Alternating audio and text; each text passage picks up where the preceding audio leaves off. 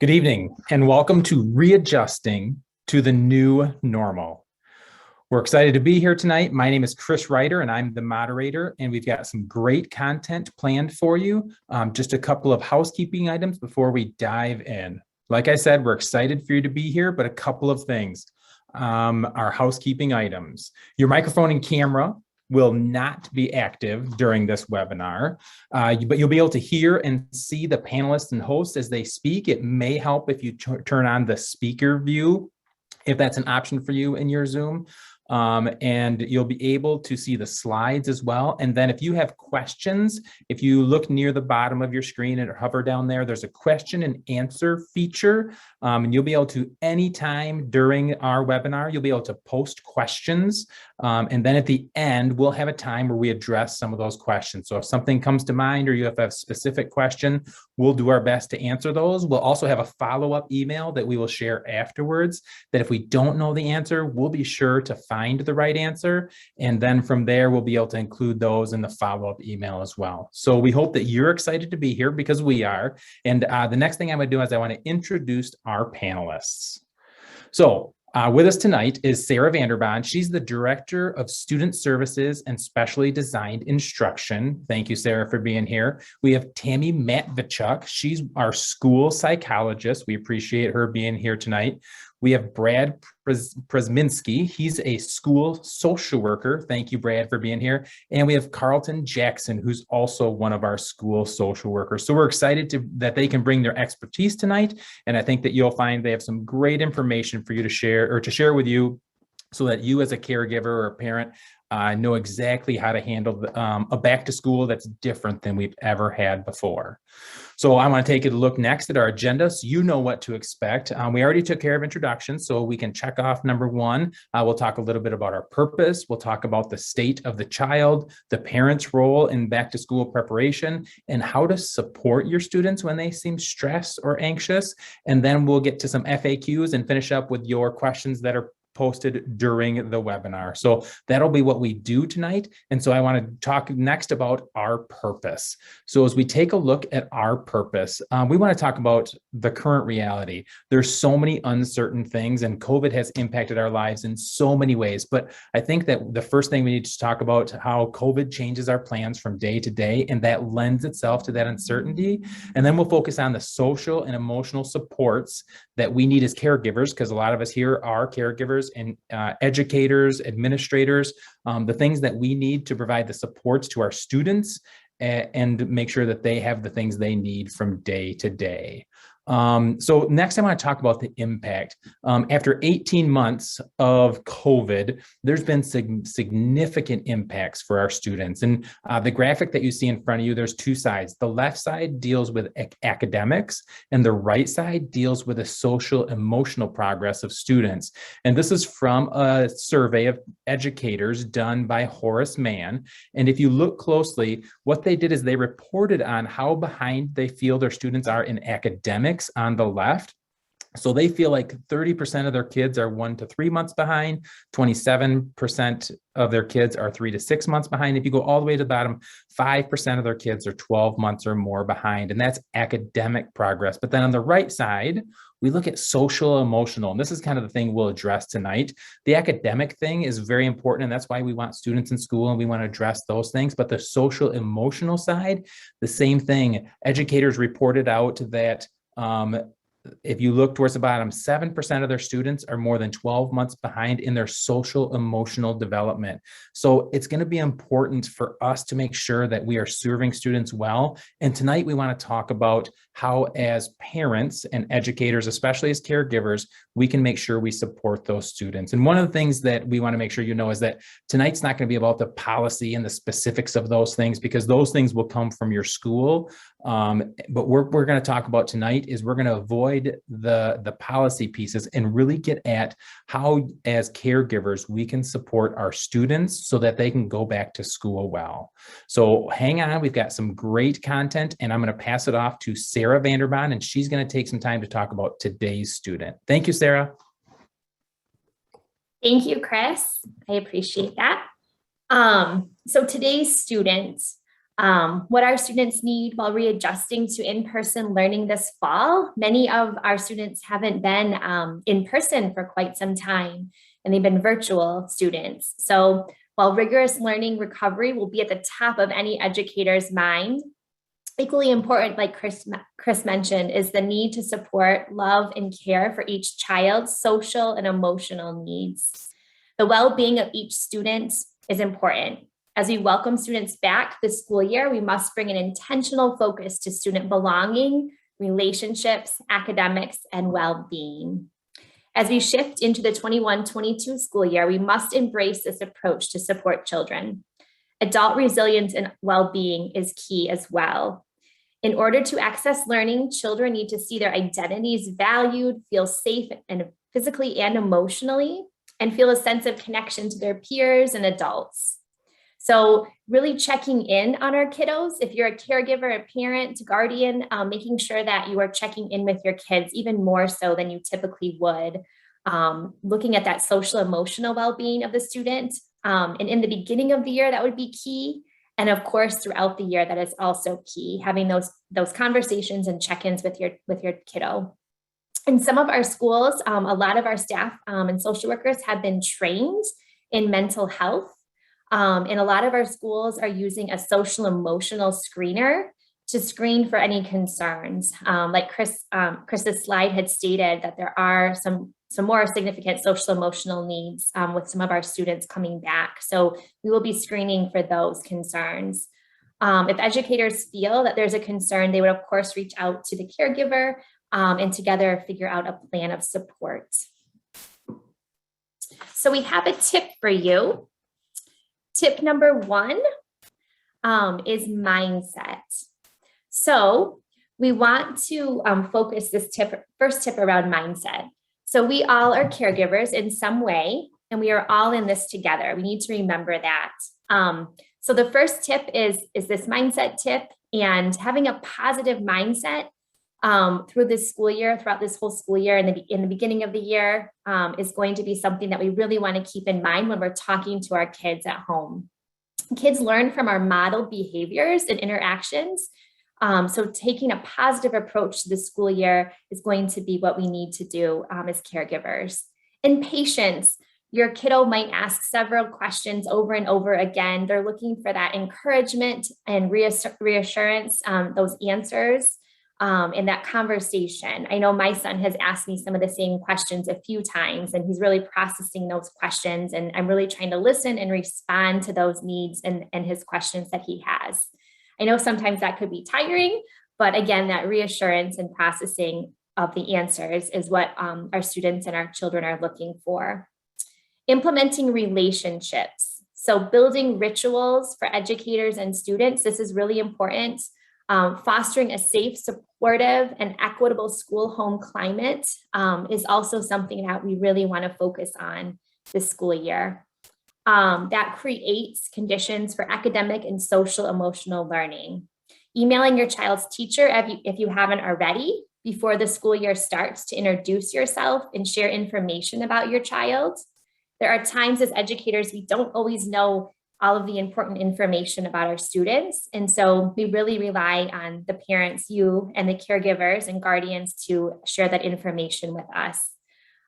If your child has a Section 504 or an IEP, making sure that you're reaching out to the IEP team or the Section 504 team for any changes or questions or things that maybe that happened this summer that the team needs to be aware of.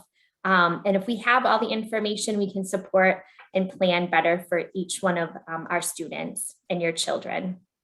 So practice. This is another good tip. We did this tonight with my son.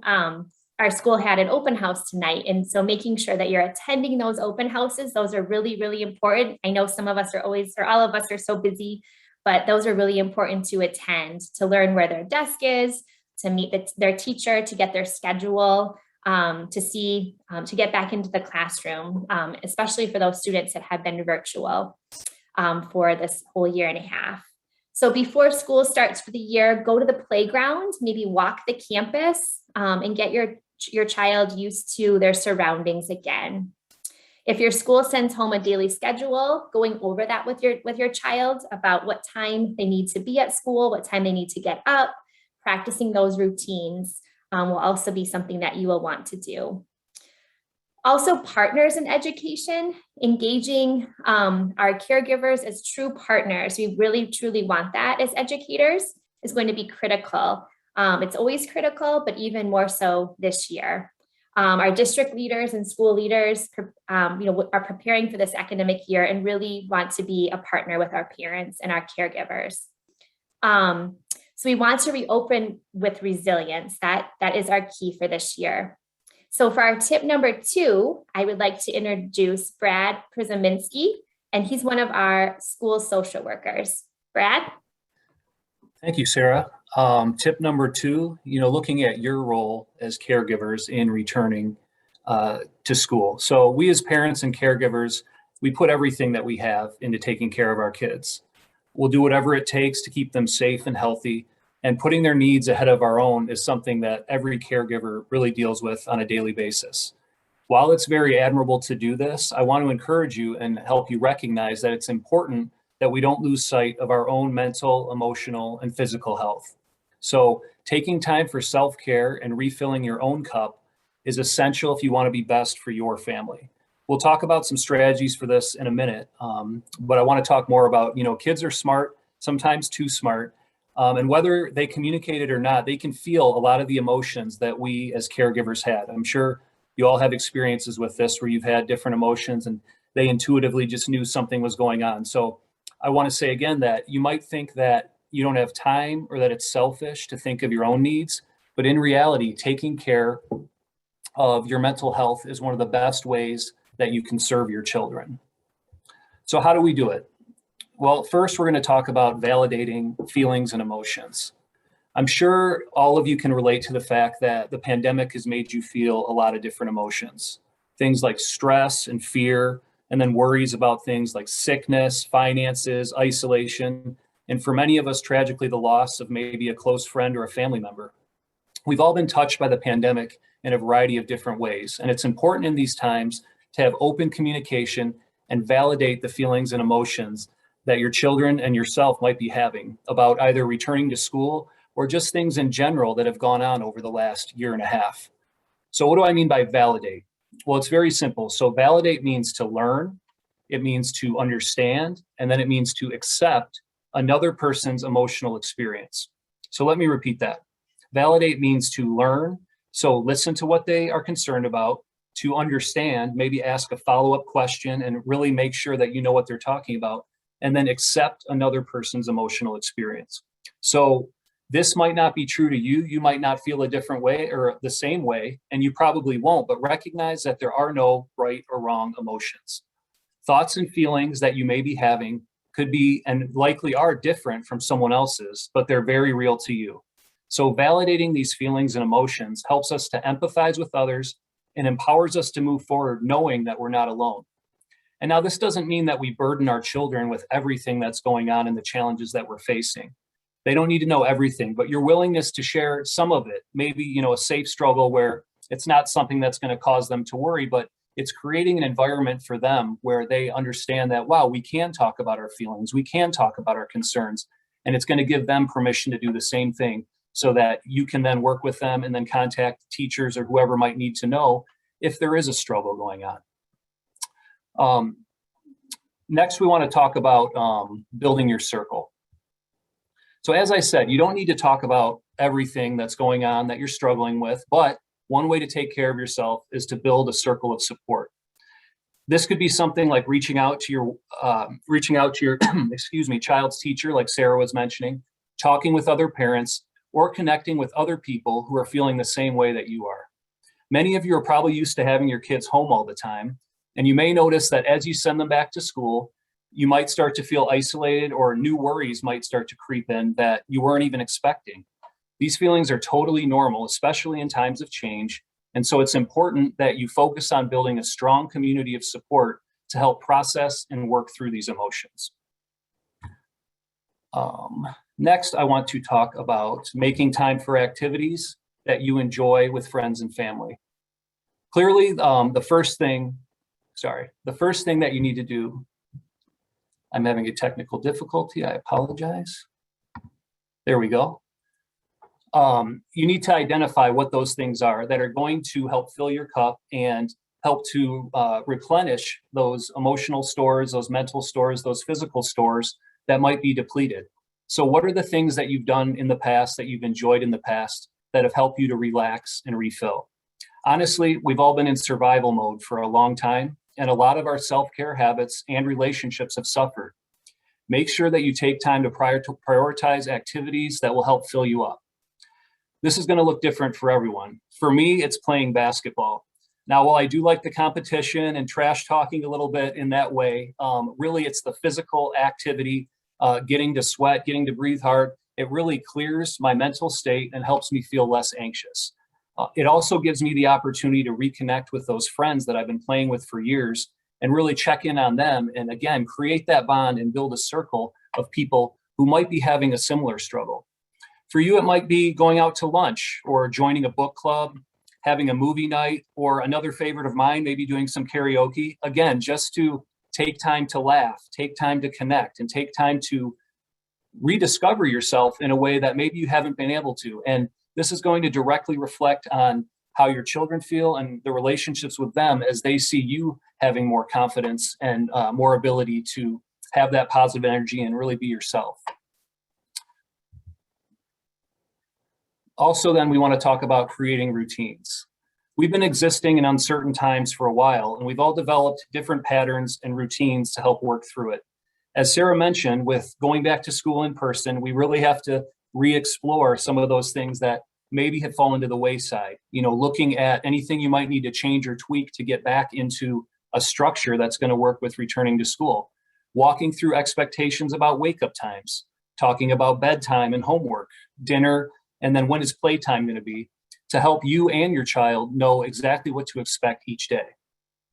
Clearly, there may be things that come up that'll throw a wrench into our routines, but the more certainty that we can create in uncertain times, the more empowered we're going to feel. And the last thing is be adaptable, and I want to add to that, be proud. If there's one thing that we've all learned throughout the past year, it's that things can change quickly. While that can be scary, I think it's important that you reflect on the resilience that you've shown throughout the last year. While it hasn't been easy, we've adapted in a variety of ways that we should be proud of. As was mentioned earlier, things change on a daily basis. This can obviously be stressful, but I will say again that you should take heart and confidence from the fact that you've shown tremendous resilience, as Sarah mentioned, and we're going to continue to show that resilience, and you should take pride and confidence from that. And just remember that you have resources available to you and that we are all in this together, truly. Next, I want to pass this on to Tammy Matvichuk to discuss some of those, how to have those conversations with your children and talk about maybe some of the stress and angst that they might be dealing with. Thank you, Brad.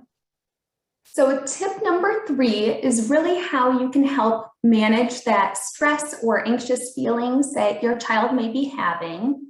So the first step in this is to really help to identify and validate your child's feelings.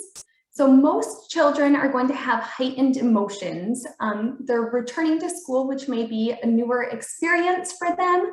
So it's completely normal to have heightened emotions during this time.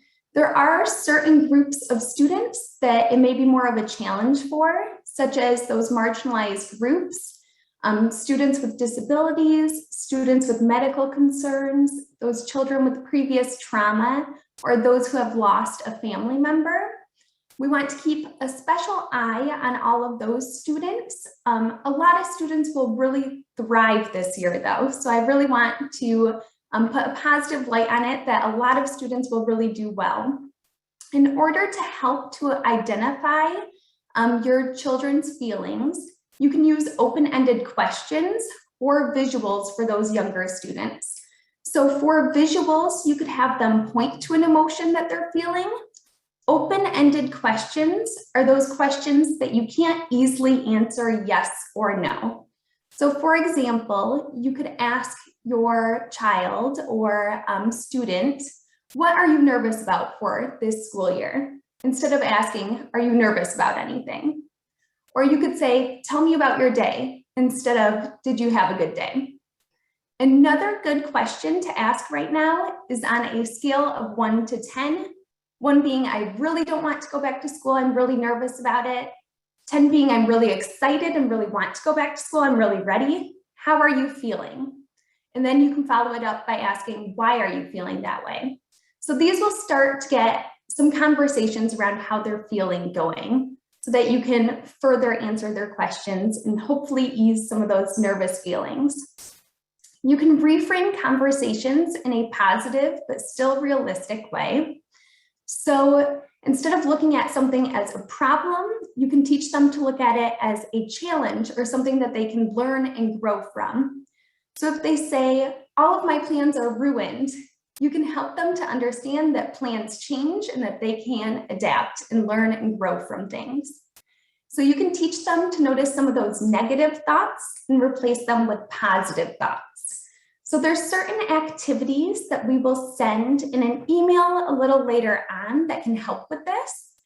Some activities that can help with that positive mindset for your child would be to list some positive things that happened that day. So maybe you can work it into your routine that you both list 3 positive things that happened before you eat dinner or before your child does homework. Or maybe they want to journal about some things that they're grateful for every day. Those are positive things that will kind of shift their mindset over time. There's another activity as well called the rosebud thorn activity. So a rose is something positive that happened. A bud is something that they're looking forward to. And a thorn is something that they may need help with. So we will link some of these activities in an email that come along with some visuals too for those younger students. You can also help to come up with action steps to kind of ease those anxious thoughts. So if you can identify what is a stressor for your child, then you can come up with a plan for that. For example, if they are stressed about the social aspect of going back to school, you can reassure them that many students will probably be feeling the same way as them, and maybe you can set up a play date before school starts so that they can practice. If they're stressed about some school policies, such as if they are required to wear a mask, you can reassure them that that's probably something that they already have in their toolbox. They probably have already worn a mask somewhere at some point.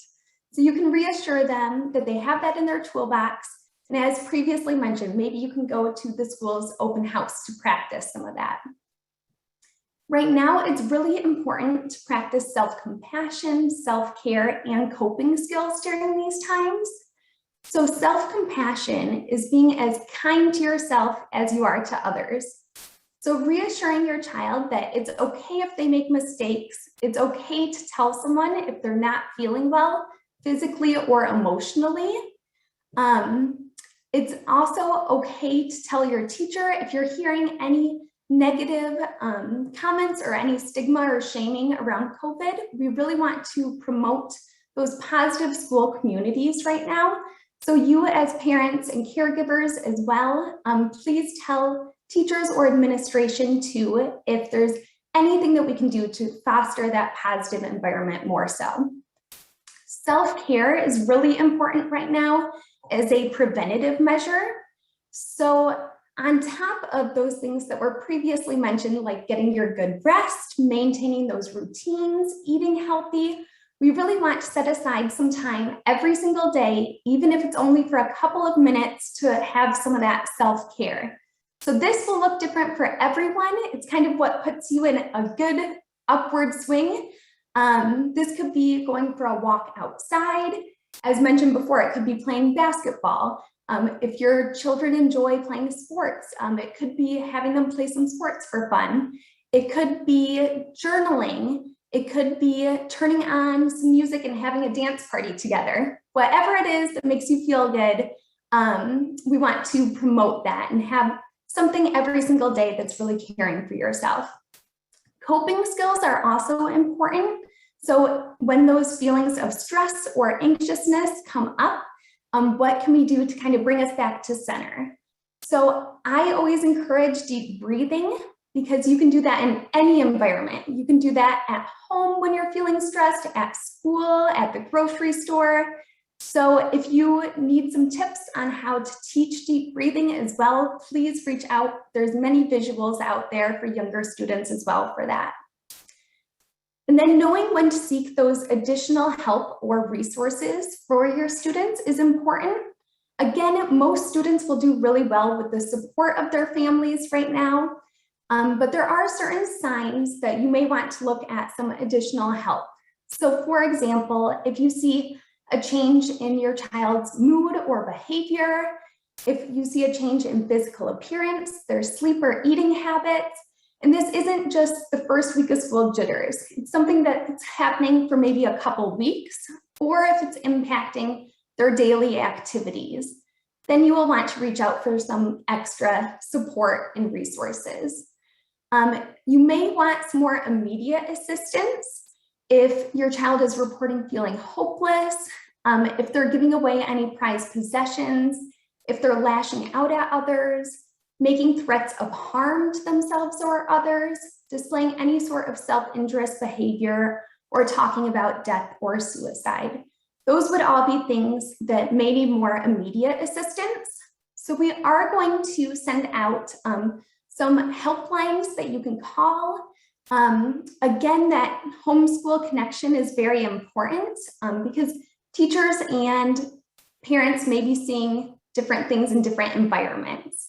So it's important that you're keeping that communication open. It's always good as well to talk with your pediatrician if there are some concerns, and then again, call a helpline when needed. So guests, I'd like to invite you now to listen in on a discussion between a young student and myself while we talk about some of the what ifs that might occur during this upcoming school year. Please, as a reminder, if you come up with some what ifs or some questions on your own, then please add those to the Q&A feature at the bottom of your screen. So, hi, Car. Hi. Car, why don't you tell me what your first question is? What happens to me if I feel sick? Well, Car, there are safety procedures that are in place at all our schools for students, staff, and the community. And so the main thing we want to go ahead and emphasize is that if you're feeling sick, please let the person who's in charge know that you're feeling sick. That may be the classroom teacher, that may be one of the support staff working with you. That could be, excuse me, the person working in the cafeteria when you're having one of your meals. But whoever that person is who's in charge of you, let them know that you're feeling sick. They may ask you a few questions to kind of figure out what that sickness is like. Is it a headache? Is it a throat ache? Is it a stomach ache? And either that staff person or a staff person who may be available will take you to a private space, a safe space, so that your parent or guardian can be contacted. They will discuss how you're feeling with your parent guardian. And if it's determined that you need to go home at that time, then when they arrive to the school, they'll make sure they have a discussion with them to see when is the next time would be the next best steps for you to come back to school. You have another question? Yes. What happens if I accidentally hug or give someone a high five? Well, we know that schools are very social places. You're going to see some friends you haven't seen in a long time. And you may be, you may want to give them a hug. You may have some successes in the classroom. You want to give a high five to you or your buddy. And we know that's going to happen, and that'll happen on occasion, but we don't want to encourage you to do that very often. So when that does happen, we want to make sure that you remember to keep your hands clean. We want to make sure that you don't touch your face. We want to make sure that even rubbing your eye and things like that, that you don't do those things. And we also want to remind you that if by chance your classmate or someone does not want to give a hug back or don't want to give a high five, that they're not being mean. What they're trying to do probably is to keep you and them safe and exercise some safe practices. Do you have a last question for me? Yes, I do. What happens if I have to quarantine and miss a very big fun event? Wow. Well, because of this nature of this COVID, because of what's going on with all this pandemic, that very well could happen. You may have to be quarantined and miss a big event, or a large event may just need to be canceled. So what we know that'll be very disappointing, but what we want you to know is that every day they're coming up with new ideas and getting more information on how to keep people safe. and what we need to do to stay healthy. So we know that we're going to try to have wonderful big events all school year long, and that you'll be able to participate in some of those, either see them on the video or find out about those. And if your friend has to be quarantined, then you can let your friend know how that big event went. But we'll have other opportunities for you to do that. And one of the safest things you can do if you or your friend has to be quarantined is to keep the community safe by that quarantining. So thank you for your wonderful questions. I appreciate your time, Car. Thank you. All right, I'm going to turn it over to Chris. Thank you, Carlton. Appreciate that. Thank you, Car. Appreciate your participation as well. So as we get near the end here, I want to make sure that we take time to answer some of these questions. And so I want to go ahead and I'm going to answer the first one. The question was posed like, what is the new normal that we're referring to? And I think that the new normal has a lot to do with the uncertainty of so many things. Even though several months ago we thought we were on this downside, right now it feels like there's an upswing in COVID. And so there's uncertainty in so much that we do. And our kids know and understand that, and it creates angst or anxiety for them. And I want to make sure that we are mindful of that so we can give our students and our kids a lot of support. The other piece is the new normal is the data that I showed at the beginning. Our students are behind academically and in their social emotional growth. And so making sure that we know and understand how we can support those needs. And we rely on the caregivers to make sure that they provide supports for students, but also that we know what's going on so that at school we can provide those supports as well. Because we know that being in school is the best way to support the academic needs of those students. So thank you for posing that question. Another question that was posed is, my child is dreading going back to school. Do you have any tips or ideas that could help them feel more comfortable? Brad, I was wondering if you could take a moment and just address that question. So what are some tips to help students feel more comfortable going back to school? Sure, not a problem. I think it starts with, validating those feelings and emotions, kind of like I mentioned. You want to understand what those concerns are by asking questions, getting detailed with it, and then validating that experience. I understand you might be feeling this way. And then once you get a clear picture of it, talking about maybe strategies to be proactive and address some of those issues. And then I think another great piece of advice, like Tammy mentioned, is just reframing and kind of turning the focus back onto the positives, getting to see your friends at school, getting to work with the teacher when they're right next to you, to help make maybe math or reading easier, getting to play on the playground. So definitely kids are going to have different emotions about returning back to school, but I really think validating them, building strategies, and then also reframing are really three great things that you can do to try to turn that into the most positive experience that you can. Thanks, Brad. Appreciate it. Another question. Who do you think is the best resource for me to connect with if our family is nervous to attend school? Is it the teacher? Is it the social worker? Is it the principal? Who should be that contact? Tammy, would you be willing to address that? Sure. I think any of them would be a great resource for you. Probably the best person, though, to be kind of your first line of contact would be your teacher, just because they see your students every single day. They're very knowledgeable too about all of the resources in your school and can come up with a plan for your family if needed with you. So I would say the teacher is kind of your first point of contact. Thank you, Tammy.